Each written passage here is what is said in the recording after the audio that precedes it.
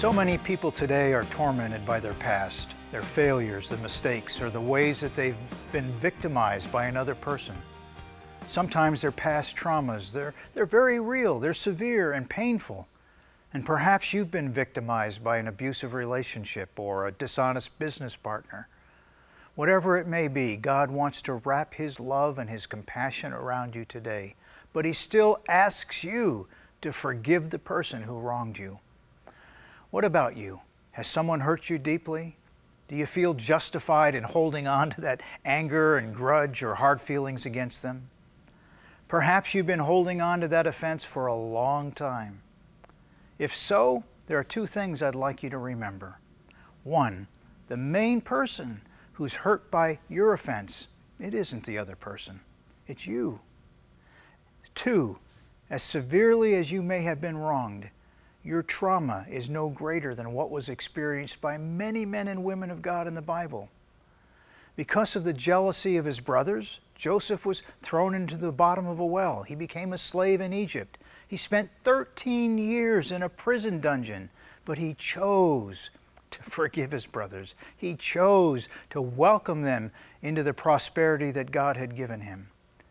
You know, he had a choice. He could have taken revenge against his brothers, but he told them in Genesis 50, verse 20, "You meant evil against me, but God meant it for good."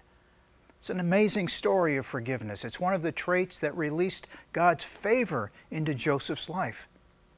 Job's another great example. He found a wonderful reversal of his fortunes when he prayed for his friends, even though they had spent many days badgering him, criticizing him, accusing him. In Acts chapter 7, Stephen forgave those who were stoning him to death. Think of this prayer he prayed, saying, "Lord, don't hold this sin against them." I don't know if I could have prayed that prayer. This act of forgiveness was one of the many factors that led to the conversion of the Apostle Paul, who was standing there holding the robes of those who were stoning Stephen to death. Jesus himself gave the most stunning example of forgiveness while he was carrying the sins of the world on his back, while he was hanging there on the cross. In Luke 23, Jesus said powerful words of forgiveness. Those words have echoed down through the centuries. He said, Father, forgive them. They don't know what they're doing." So remember these great examples when you're tempted to feel offended, when you're tempted to hold on to the offenses that others have caused you. Follow the example of Jesus and the other biblical heroes in the Bible and forgive those who have treated you unjustly. Friend, I'm not saying forgiveness is easy. It isn't.